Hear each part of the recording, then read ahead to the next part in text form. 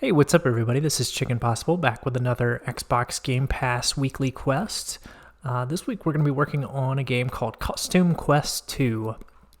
And this one expires on June 30th, next Tuesday. It's worth 50 rewards points, and we need to collect 400 pieces of candy within the game.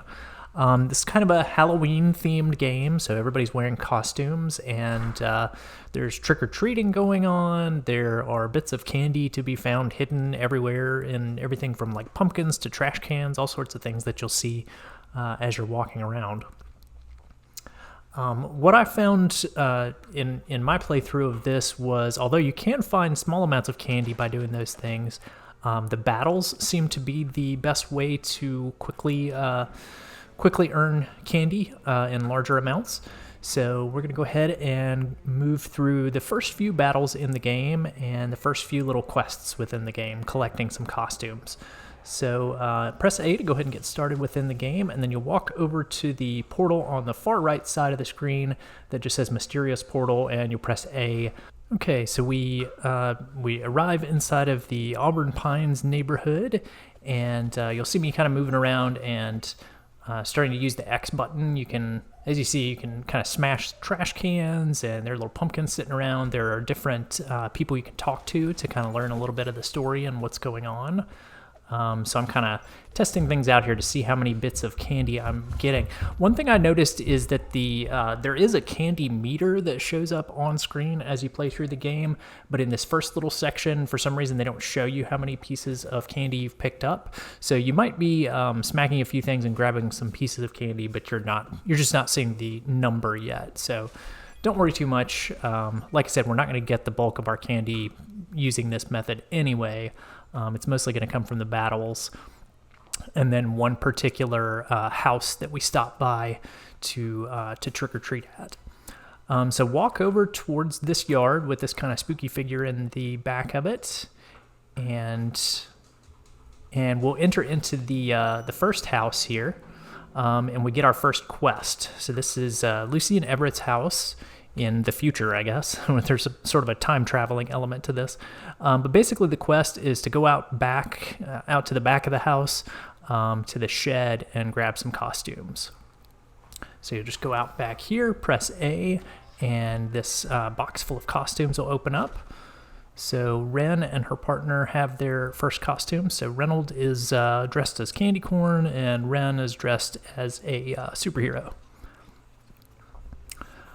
There's a little bit of a cutscene going on here. You can usually skip through most of the cutscenes by pressing B, so use that when you need to. But basically, we meet our first character who's going to teach us how to fight here. His name's Corvis. He's a big crow with a bunch of ninja swords on his back. But you'll definitely want to go through this. He goes through the tutorial process of showing you how to use your attacks. Basically, you just kind of have a couple of attacks to begin with. You're going to press Y, and then as that sort of target reticle zooms in on the white target reticle in the middle, when they kind of match up, that's when you want to hit Y the second time to sort of get the prime attack, the most powerful attack against him. And he'll give you plenty of chances to try it out and try to get that timing right. So, like I said, this is just sort of a practice battle. He's just getting you used to the training system in the game. So then we move on to defense. Very similarly, we're going to press Y when the reticle gets close to our white circle, and then we're going to block with that. And he has you do each one of these attacks and the blocks 3 times just to make sure you've got the timing down and you know what you're doing. So.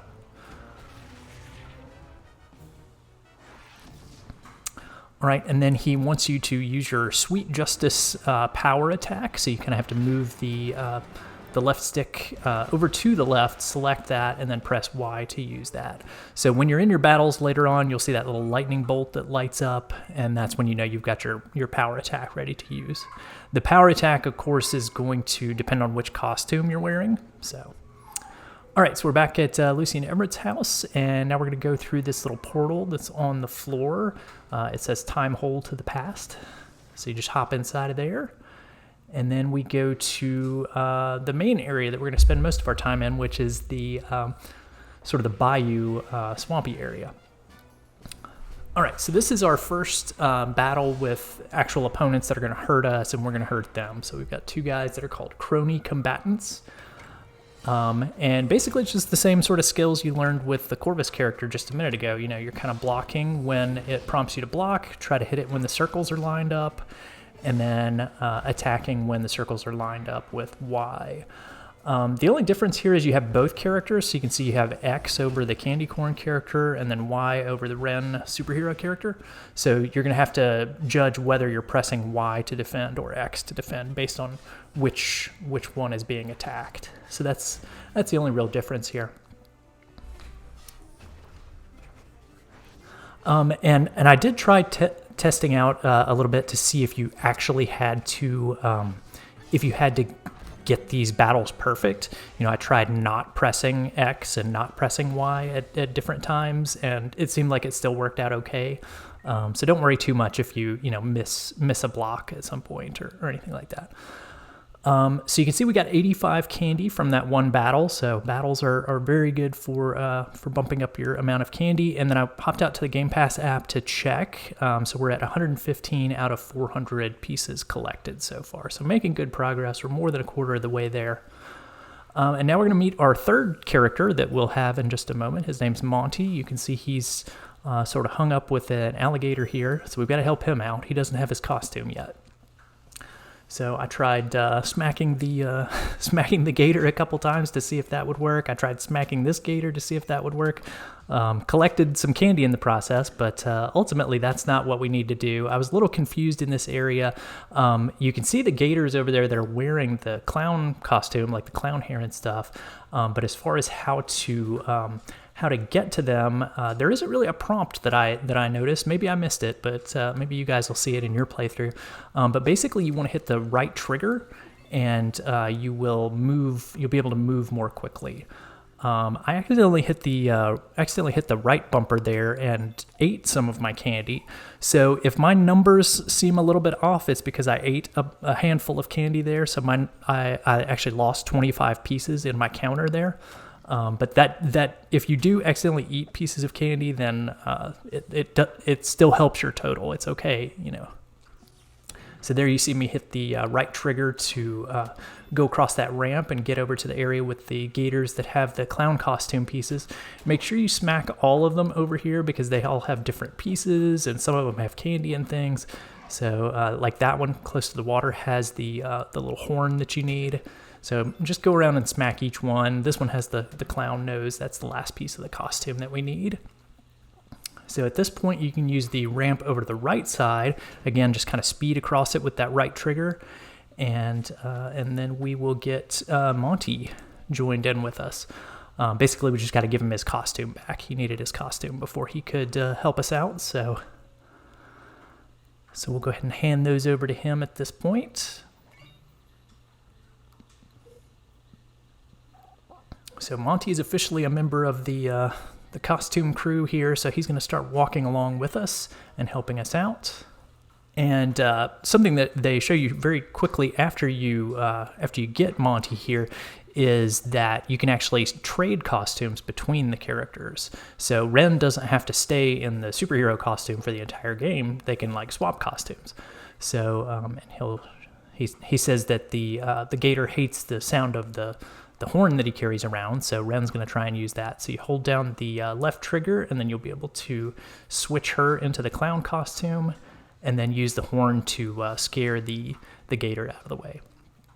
Then we meet this other little kid who's dressed as a skeleton, and he tells us about all of the creepy grown-ups and all the candy that you can get in the neighborhood that's coming up ahead. And then he mentions the Bog Witches, which is another quest that you can work on in this game. We won't be needing to do that during this guide, but basically we're just going to go on over to the first house here, and these first two houses have battles inside of them, so you'll just need to move through those two battles to collect some more candy. Very similar to the last couple fights that we've done here. The only difference is we've got 3 opponents over there, and we've got 3 attackers on our team. So you can see that now Ren is no longer dressed as a superhero, she's dressed as the clown. And then Monty, who joined our team, is in his full superhero outfit down there. since they kind of swapped costumes. So, let's see.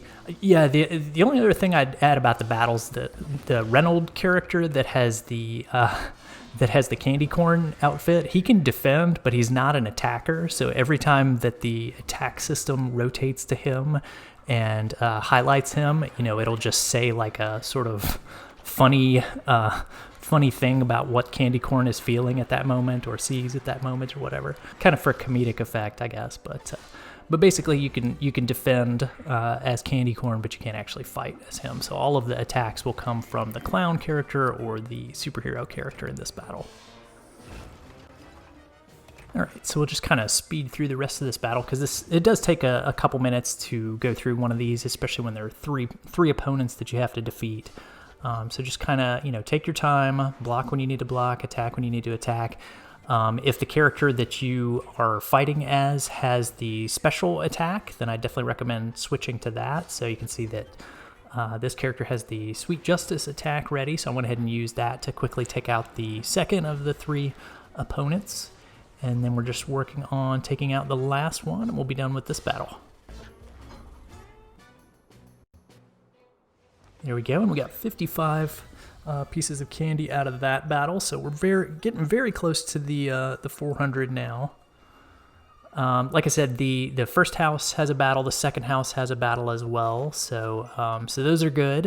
It's definitely, like I said, the fastest way to pick up the candy pieces that we need in this game. It would probably take quite a while moving around and just bashing the trash cans and the pumpkins and things, because you only seem to get a couple pieces from each one of those. So.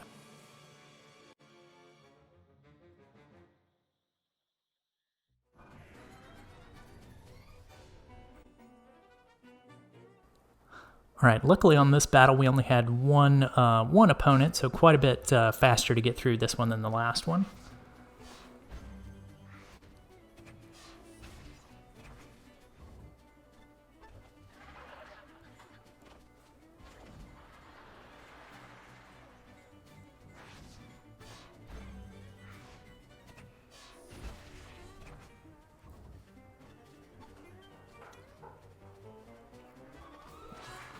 And you might have picked up a card in the first house, so if you choose to use that at this point, you can. I won't really go into too much detail on how to do that, but the game does explain it to you if you want to use a battle card. Again, it's not really necessary. All right, so we got actually more candy out of that battle, even though there was only one opponent. We got 95 out of that one, so getting super close now. This third house, definitely recommend stopping by this one, because this one just has a person that's just going to give you candy in it, as opposed to having to go through a battle again. So that's awesome. This one ends up being just a real trick-or-treat experience. So that's kind of cool. Cool way to finish it out. So you can see he's just going to give us some candy and kind of dump it into the bag there. Again, I had some pieces of candy that I had already eaten accidentally by pressing the right bumper button, so I actually completed the quest at this moment and went ahead and turned it in for the 50 rewards points. So yeah, that's it for Costume Quest 2 today. I'll have another guide coming out soon for the weekly rewards set that's available in the Microsoft Rewards app. So yeah, stay tuned to the channel for that. Thanks for watching, guys. If you found that video helpful, please be sure to click the subscribe button on YouTube and hit that bell for notifications. You can also find links in the description for other social media links of mine. Stay tuned for more Microsoft Rewards and achievement guides, and I'll see you in the next one.